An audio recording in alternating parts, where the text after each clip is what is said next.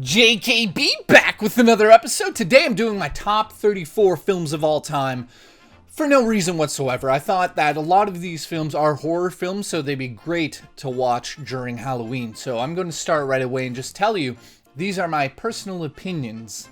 They don't mean that I'm right. Just personal opinions. First and foremost, I have to start with, a lot of people might agree with me when I say that Shawshank Redemption might be the best film ever made. I'm going to be talking about a lot of simple emotions that come to mind when I think about these films, and this one really is about friendship. It has one of the most gripping endings to a film, and you really feel for the characters. And when they finally get back, I'm not going to spoil any of these films because I really want you to see them. So Shawshank Redemption, bingo bongo. Let's go on to the next go. Taxi Driver. This blew my mind when I saw this as a kid. My mom used to make sure that I never watched any of these films. I did, though. I went to a friend's house, watched all of them, and Martin Scorsese knocked my fucking socks off as a kid. And there was things in this film that I just did not understand, but what I related to the most was I was seeing a city come to life that I'd never seen on screen before, and the music and the acting and everything comes together to create such an atmosphere. I highly suggest this if you haven't seen it. And I know that some of you out there might have not seen some of these. Next up, I'll just be quick here.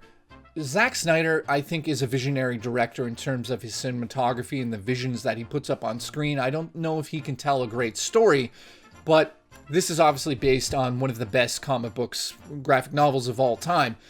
David Hayter, side story, came into the studio and said, listen, I don't want to talk about Metal Gear. And I said, I completely understand that. I don't want to lynch, views off of this, having you on the show. To be honest, I don't even like Metal Gear. And he was like, good. I don't want to talk about it. I said, I want to talk about this. We talked about it. He signed this. Thank you, David. I'll never forget this, ever. Next up, I'll do two films together, Vertigo and Psycho. Obviously, I had to include these two. Fun fact, this is the first film of all time in cinema that featured a toilet on screen. I know that sounds insane. Look it up if you don't believe me. Vertigo, though, on the other hand, has to be one of the most... I really tie into this because I believe I'm the main character from this, because I actually do have vertigo, and I have no girlfriend, and I'm in love with a ghost as well. So check these films out. I know that some of you might have not seen them, which is crazy to say that, but it might be out there that, you might be a younger dude or girl watching the show that haven't seen some of these, and that's why I wanted to do this video. American Beauty. This really opened the door to my imagination in terms of seeing films in theater. I used to only watch, horror films or sci-fi films or films that had a ton of, special effects and all that. Then I realized I forget how old I was, but I saw this movie in theaters 3 times because I fell in love with it. I related to the younger characters. I related to the fact that parents were like this in the film, and of course, I have to say that if you are into very cult classics, if you're into seeing what makes a cult classic, this makes a cult classic. This is a classic film. I wouldn't say it's cult, it's a little bit more mainstream, but definitely check that out. Kevin Spacey is unbelievable in it. Next up, one of my all-time favorite thrillers, Shallow Grave, directed by Danny Boyle. Now, this is one of the first roles you're going to see Ewan McGregor in. And he is amazing in this film. He plays it off so well. This is a film about greed. They're roommates, just like I have roommates here, and another roommate moves into their flat, and he passes away in the night and leaves a lot of money in his room, and they must decide on what to do after they discover that money. And it's an amazing thriller. Highly suggested. Of course, I'm going to put this on the list. Star Wars, Episode 4, 5, and 6. I consider these to be really 1, 2, and 3. I don't believe that there's a prequel trilogy, and I'll just state it now. I think those films are fucking garbage. This right here, though, this formed my childhood and made me who I am. So I don't need to talk too much about that. I think you guys know I'm a huge Star Wars nut. Now, not only Star Wars was a huge inspiration to my childhood. Yes, definitely going to the park and playing with toys and stuff, but when I got a little bit older, there was a director that came out with a film called Clerks that I saw on VHS tape back in the day. He was the voice of a generation, my generation. I went to the mall after seeing Mallrats every single day just because I wanted to be Brody. Unbelievable how impactful this film is on my life. These films, I should say. Can't wait for Mallrats 2 and Clerks 3. I think these are in my top 10, if I had to choose a top 10. I mean, we used to go, after seeing Mallrats, we used to go to the mall and steal shit from EB Games like no fucking tomorrow. Never got caught once. Stole tons of things. Then I worked there 10 years later as a manager. Never stole anything 10 years later. But back in the day, fuck you guys. I stole all your shit. Next up, George Romero's Dawn of the Dead. Now, this is a film that you can watch over and over and over and over, and you'll notice it has many layers to it. It is not simply a film about survivors that are held up in a mall. It is asking a very simple question that I think a lot of people overlook, and that would be, are we the zombies in this case? I mean, it's talking about commercialism on such a deep, meaningful level that you need to look at this film again and look at it a little bit deeper. Next up, Blair Witch Project. What can I say about this? Michelangelo and I saw this film opening night in Mississauga, Ontario, and it scared the shit out of us that we didn't sleep that night. He lived in the middle of nowhere up north, and he lived on the edge of a forest, and I'm telling you, we used to be scared that the Blair Witch was in that forest, and we were like teenagers by that time. This film scared the shit out of us, and I know that some people are like, well, fucking Blair Witch, whatever. If you're a fan of horror, thrillers, I mean, this taught me a lesson about filmmaking. It taught me that sometimes the best option of showing a monster on screen is to not show it at all and leave it up to the imagination of the audience, because the audience will interpret it in a way that you could never project onto screen.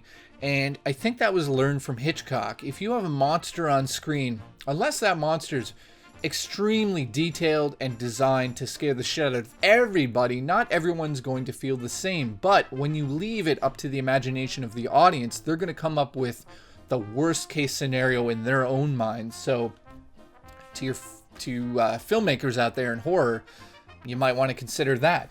Next up, had to add this on here, one of my all-time favorite films from a director that I consider to be one of the best working now. I mean, David Fincher is a visionary, but not only that, I love the tone of his films. I love how dark and how gruesome he is and how realistic he is. He doesn't hold back. He doesn't hold back on anything in this film either. Highly suggest this American version of the girl with the dragon tattoo. I absolutely love this film. The Birds. Of course, I'm going to include The Birds. If you haven't seen this, I don't want to give anything away, but it is about birds. And it's about birds simply coming down and deciding that it's time to kill humans. And, you know, that sounds cheesy, but this is one of the all-time classic horror films. You have to see it. And leading into another all-time classic thriller horror, Silence of the Lambs. Anthony Hopkins gave an Academy Award-winning performance in this.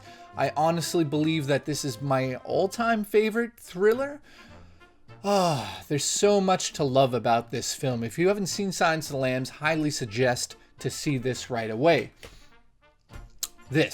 I saw this film 10 times in the theater.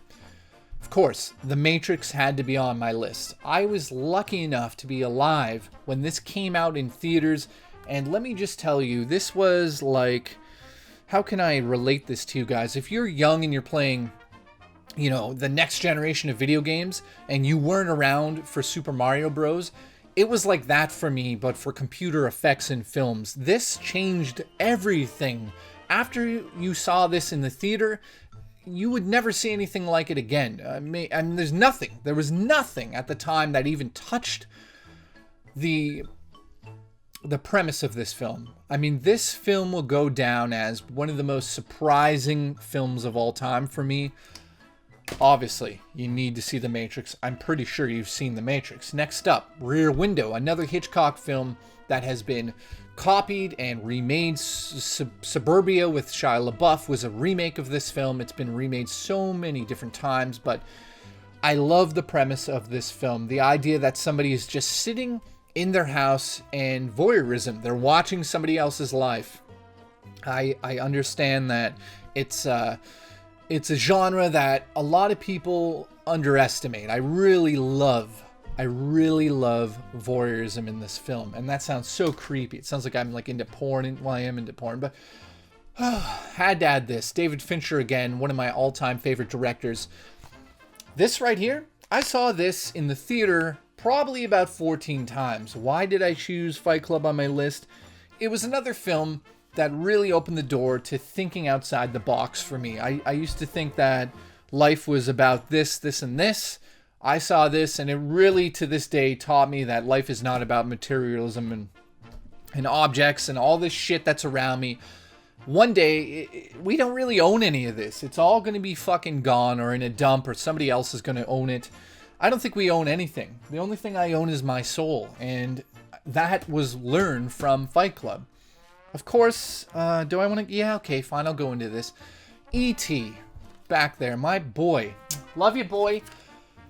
What can I say about this? I'll tell you, when I first saw this film, I was sitting in a hot tub with like a 40-year-old man, and I was 7 years old, and it was like the third time meeting him. And this is going off the rails a little bit, but what I meant by that was, I didn't know my father growing up. I know, start crying now. I didn't know my father, and I related to this in a way that you could never imagine. And he knew, and when I say he knew, I'm not talking about my father. I actually there's an association around here called Big Brother Association, and they would basically give you an adult, and that person would become a father figure to you. And, you know, most of them were married and they couldn't have children of their own. And I'm going to fucking cry talking about this story, but he was loaded. I'm not going to give away too much of that, but he had a lot of money, and he had a hot tub with in a theater essentially. And we were sitting there and,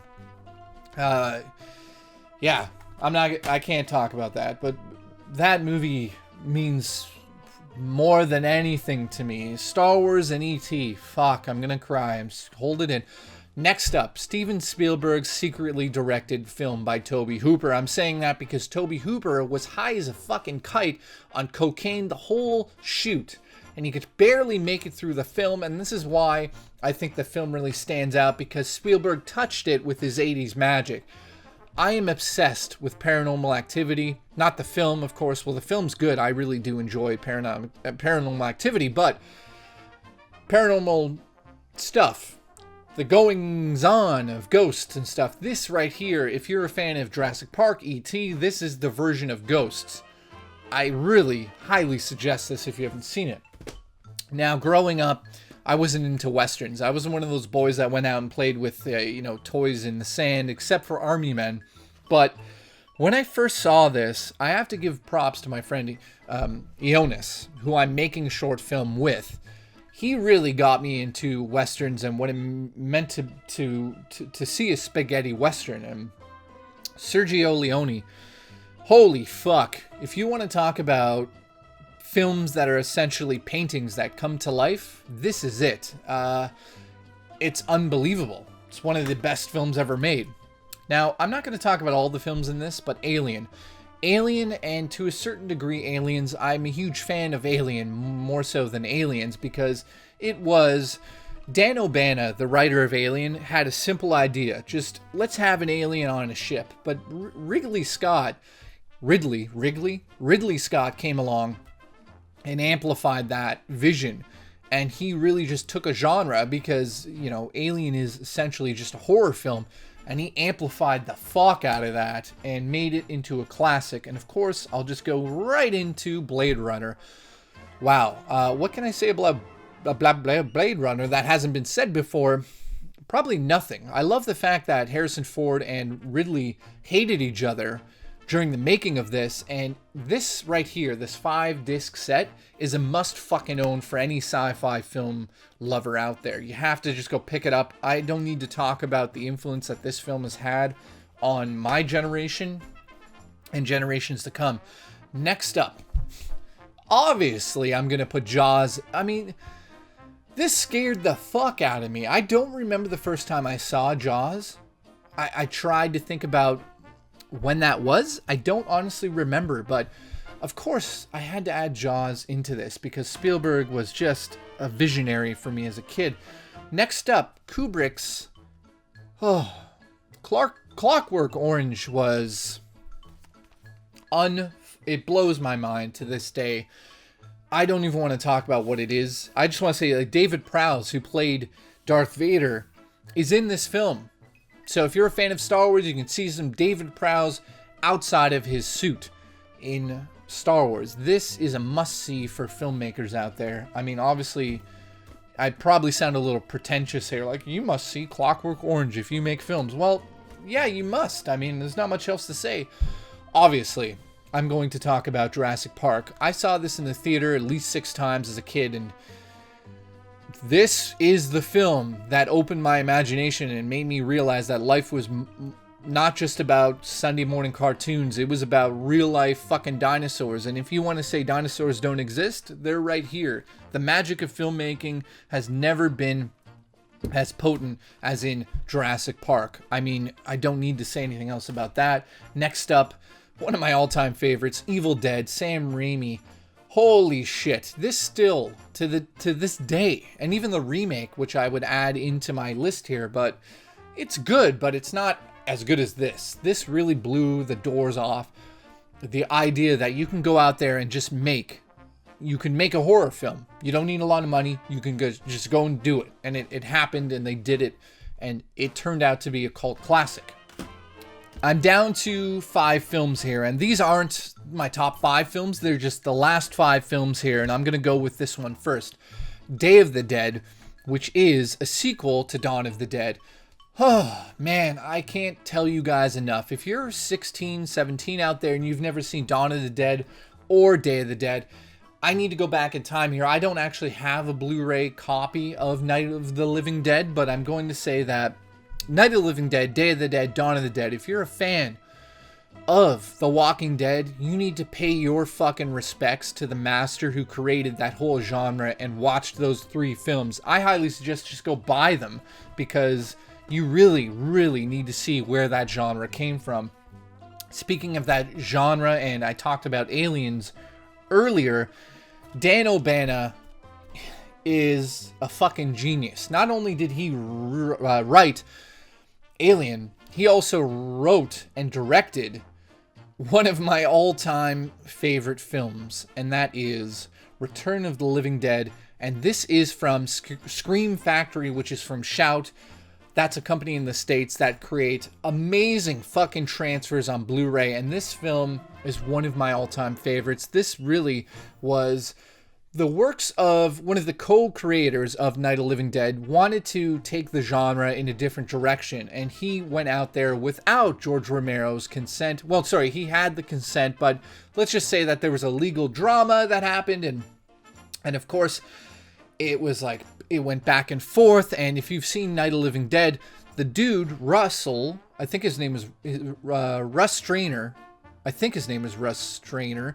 He was the dude in the original Night of the Living Dead who said, "They're coming to get you, Barbara." Now, he went with John Russo to make this film without Romero. But I gotta say, this follows the same path that those films took. Highly suggest. It has more comedy, of course. Oh my god. James Cameron steals the show. I've got 3 more films. It's kind of strange. I'm just going to do this one next. The Shining. Obviously, I had to put this in. I mean, I think this is really the best horror film ever made. A lot of people might disagree and say that some of these other ones here. I honestly think that this just is one of the best films ever made. I don't need to really say too much about it. If you haven't seen The Shining, you're living under a rock. My last two films here, I'm put them together and then we're done here. Last two films, not the best of all time, because the best could be in there. I'm just saying that this is part of my top 34. Putting them together, Halloween and The Thing. John Carpenter has a lot of miss films. You might say that Vampires with James Woods was shit. A lot of people might disagree and say it's a cult classic now. I honestly think that it falls into a cult classic. I wouldn't say that it's as good as Halloween or The Thing, but these two films really are the most inspiring films in my collection for me for many reasons. Halloween basically shows me that I can make a film myself. That's my main inspiration here to making a film myself, which I will be doing very, very soon. I honestly believe that The Thing introduced me to special effects in a way that I had never seen before. And if you are somebody out there that's interested in special effects, interested in making a horror film, you need to see these two films because they are the Bibles of making those genres. Unbelievable films. Just amazing. And today I'm actually going to the mall right now to pick up the new version of The Thing on Blu-ray that just came out from the same company who did this. And by the way, this isn't a sponsored video. I'm being honest here, and I think a lot of people will agree. Scream Factory has done a reissue of The Thing, and I'm gonna literally leave right now after this video goes up and purchase it because it is a must fucking own. So thank you so much for tuning in to my top 34 films. I really do appreciate everything you guys have done for me on this channel. What I want you guys to do now is, if you go out there and see any of these films, comment below and let me know what you thought about any of the films that I mentioned today. Thank you so much for watching. I'll see you on the next episode of JKB. Love you lots.